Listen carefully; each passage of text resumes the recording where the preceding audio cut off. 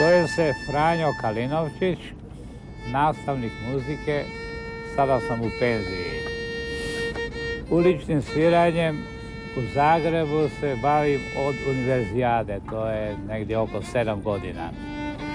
Međutim, ja sam bio ulični svirač još kao učenik u učiteljskoj školi u Križevcima, jer sam pjevajući sa gitarom pjevao pod prozorima podoknice i po narudžbi.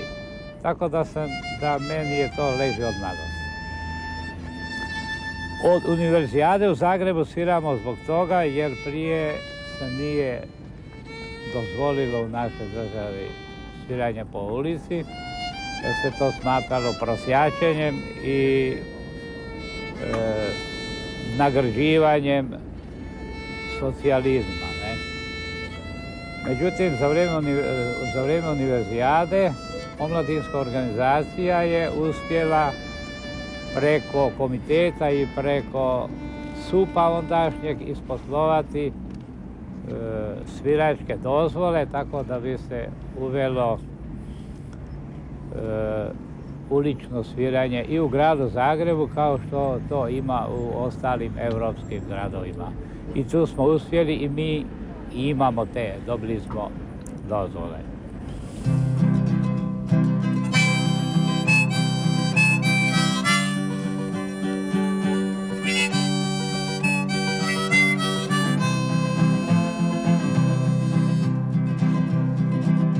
Koliko je zvijezda na proljetnoj noći, toliko je želja da prestane rat.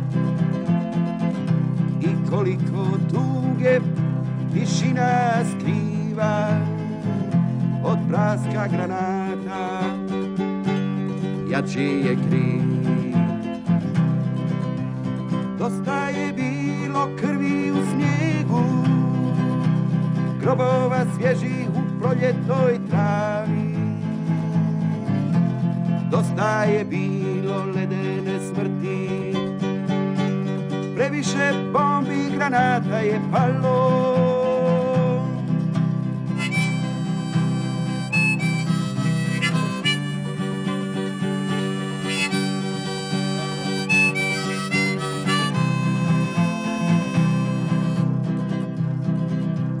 Htjela je znati što ima iza planina plavi i preko mora, i da li još negdje miriše cvijeće, i da li još ptice donose dan.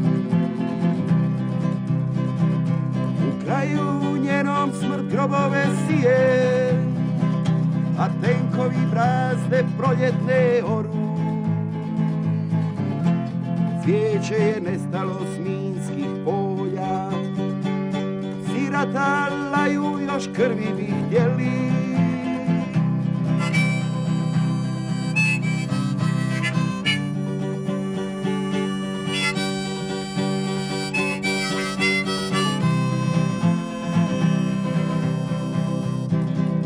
Mjesecima sanja u skloništu živi,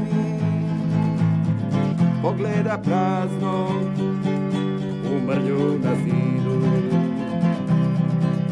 I nedjeljnih šetnji nikada više u parku pod njeg leži.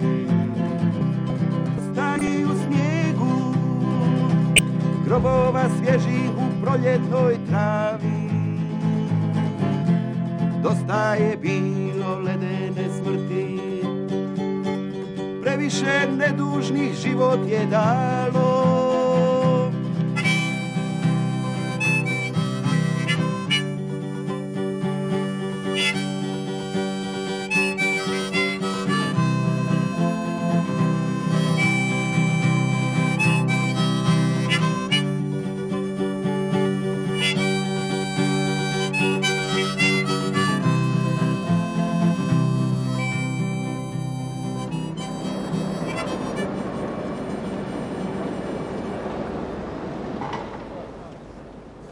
Zovem se Križan Stjepan i kao što vidite, jedan sam od uličnih svirača kojih u Zagrebu ima prilično.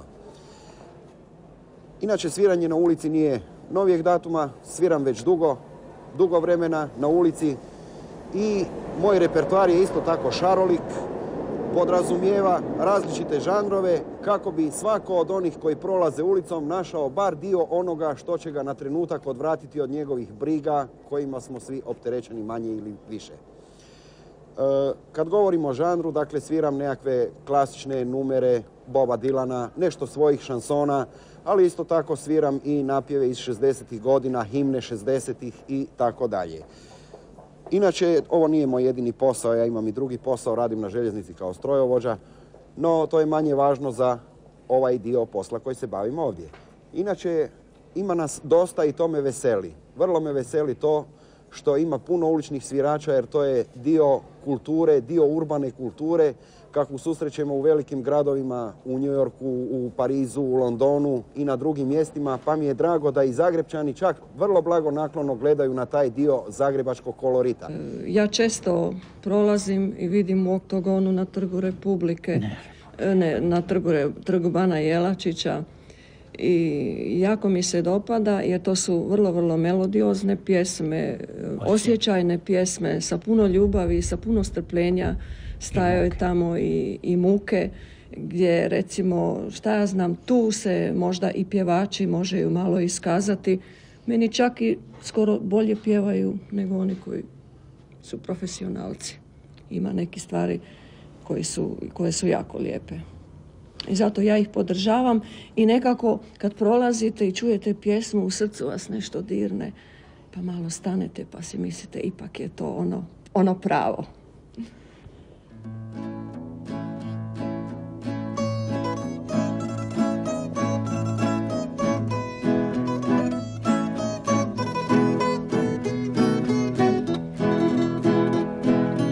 Volim snašu crnog oka, crnog đavola, neće sa mnom ni radi vani.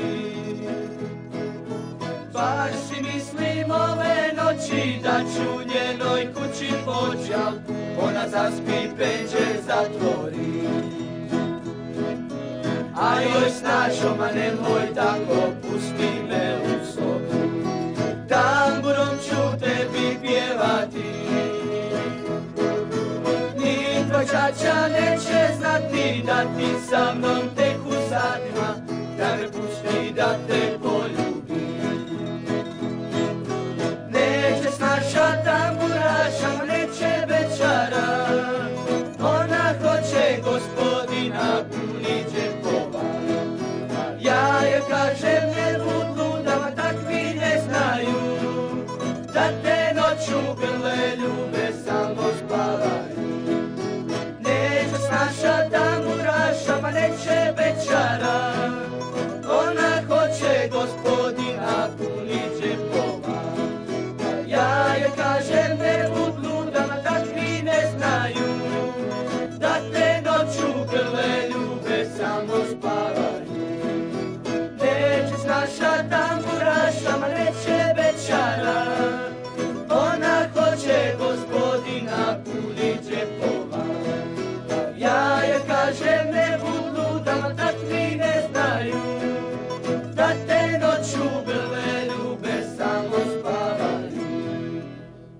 Ja sam Domagoj, član Kalča benda, ovo su moji prijatelji Robi, Tomica, Gale i Daniel.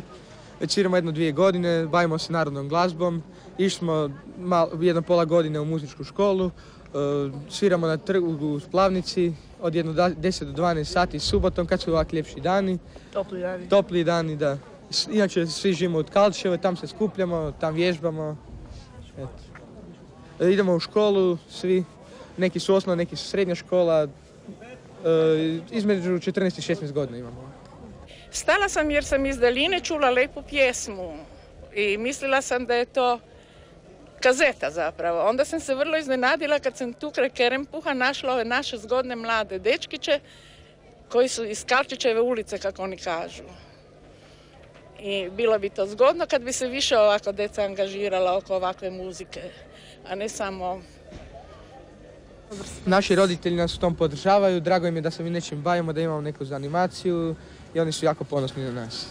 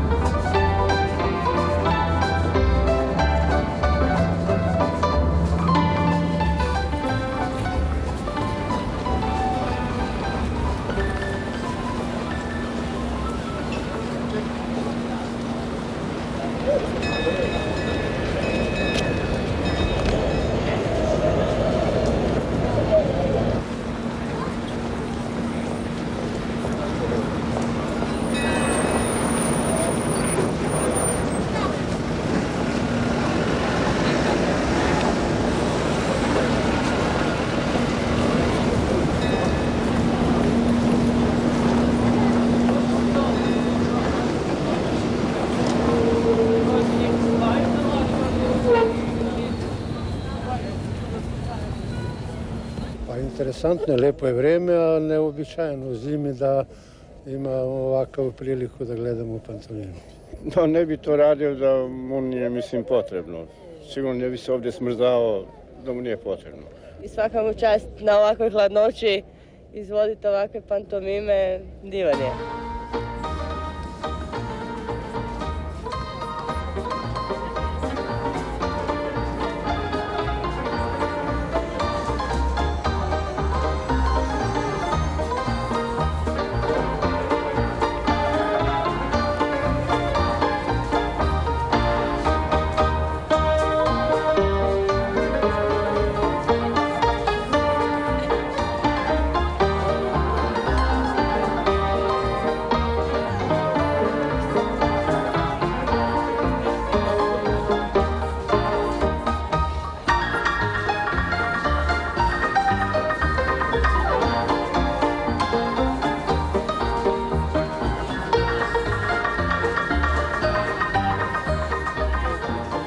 Razni pjevači, pogotovo u zadnje vrijeme, ovi pantomimičari i tako dalje, govore da Zagreb pomalo počne sličiti na metropolu, počne malo na Pariz, na London i tako dalje.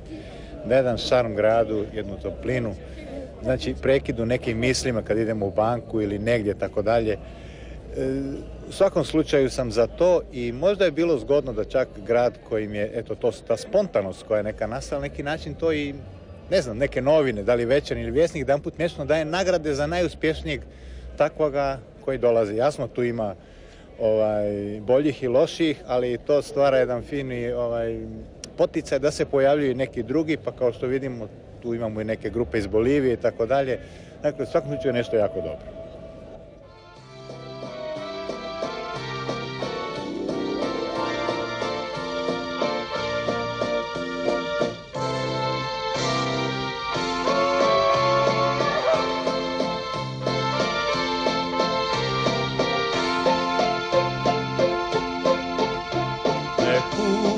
Kojim si pošla, mnogo sreće za tebe niče i srce ti sada naše svoje želje u susret kliče. Neko ti to je brižne, vječno krasi topli sjaj. Nek je tebi mama Juanita sad posvećen pozdrav taj.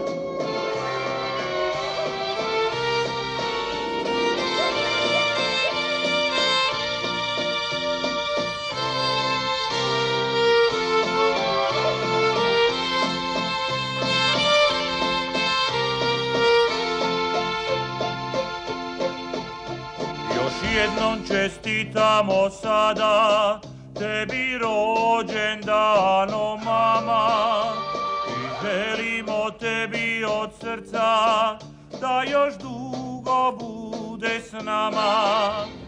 Ja sam Miran Hadživeljković, zvan Hadži. Inače sam inženjer agronomije, ovim poslom bavim se već 10 godina i to je moje zanimanje. Ja sam profesionalni ulični svirač. Ovo je zapravo 11. godina, prošle godine je bilo 10 godina. Bavim se time, zato se želim time baviti, volim taj posao i mislim da sam ga usavršio do maksimuma, bar za sada. Optimalno se njime bavim. Imamo još svoj bend, mi se zovemo Kraljevi ulice, nastupamo najčešće u Zagrebu, iako isto tako obišli smo cijelu Europu, znači od Portugala do Praga, dalje nismo išli zbog Černobila. I tak, taj posao je lepi, volimo ga i njime se bavimo. Ja bi sad s njime pjeo rado, ali me nije pozvao.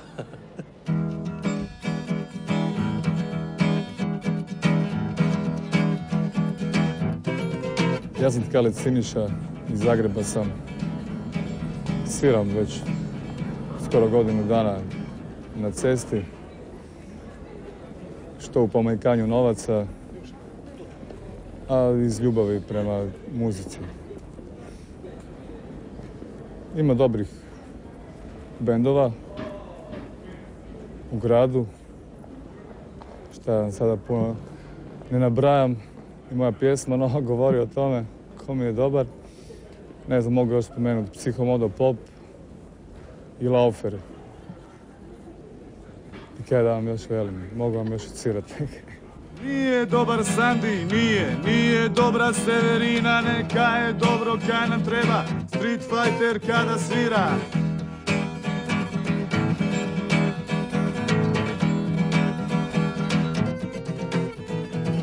Dosta mi je već toga lošeg zvuka, nema ništa od sounda, nema dobrog duka. Muzika bez jaja, zemlju sad osvaja.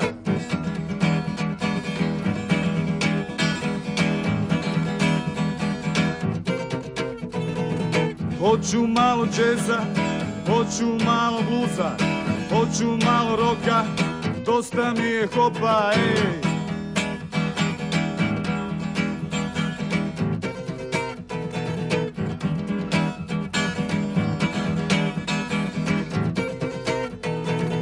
Ne može nam ništa zima, Street Fighters kada svira. Nema zime za Eskime, doći će i lipše vrime. Sviraj!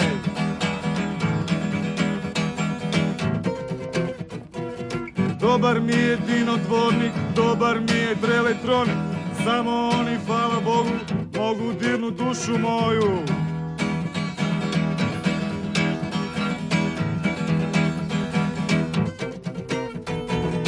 Nije dobar Sandi, nije dobra Severina, neka je dobro kaj nam treba, Street Fighters kada svira.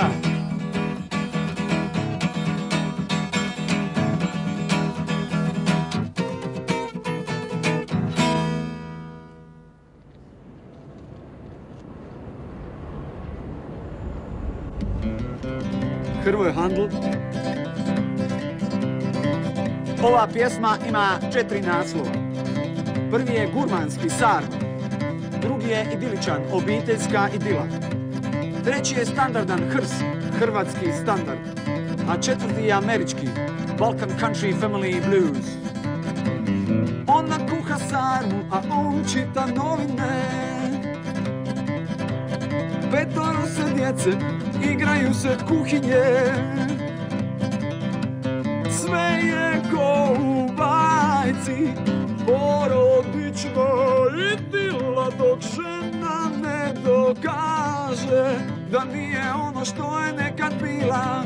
Pa kaže, glupa, ne podigni dupe, što si takva ljenčina, ti si prava muška svinja, šovinistička, ritam, perem, kuham, spremam, zar sam to zaslužila? Odlazim iz ovih stopa, čeka me mamica. Ona sprema kofer, a on sprema oružje, ratatatata. Hodnik se pretvara u otvoreno bojište. I dok se ona drečala, on se zajapu a njegova je ruka bila zadnja. On kaže kravetino bezobrazna, nemaš pojma što je rad, ne bud ko ja, ti si komad, sve to vide riječi i ti si nekad omsadnik. Rastavu braka. I dok se svađa odvijela, djeca su se smijala. A kad je mama otišla, mlađa se rasplakala. Pa kažu kakav je to red, zar nismo djeca rakova, tu svađe mutite, a ljubite se samo kad nas pravite. Mama odloži kofer, tati stane u grlu riječ, nježno se zagrliše i dogovoriše da sutra ona kuha sarmu, a on čita novine.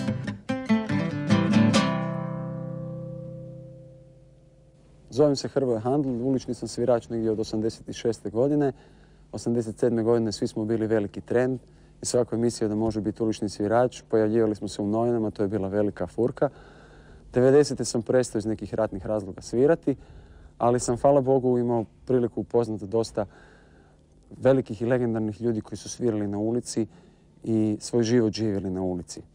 Milan Vlahović, na primjer, zatim Banana, Kolet Godec, Zoran koji se sad bavi tetoviranjem i tako. Svi smo bili jedna prava škvadra i dobro smo se zabavljali i usto smo zarađivali neke novce. Čak smo posvetili nekoliko sati sviranja na cesti i za socijalno ugroženu djecu i omladinu u to vrijeme. Milan Vlahović je, na primjer, bio velika faca i on je kasnije otišao van. Banana je nestao isto tako. Kolet je otišla u neke druge poslove, a ja sam se isto tako nastavio baviti svojim fakultetima, odnosno medicinom i glumačkom akademijom. Ostao sam u muzici i bavim se i dalje nekakvim vrstom profesionalnom svirkom po lokalima, ali su mi ostale one lijepe stvari sa ulice, jer ulica je prekrasan medij.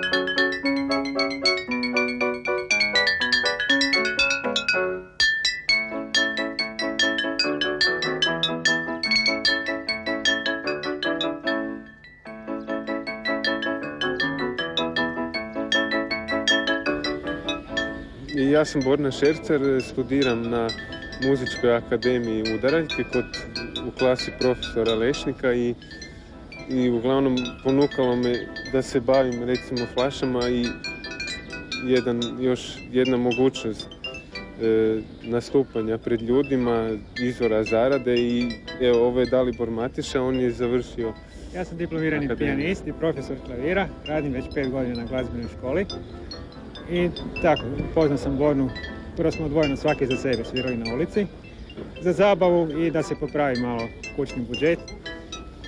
I tako, palo nam je pamet da bi bilo zgodno da se udružimo, jer je u dvoje uvijek zabavnije, veselije i tako. Dobro se provodimo, zabavljamo ljude i usput zaradimo po nešto da si olakšamo život.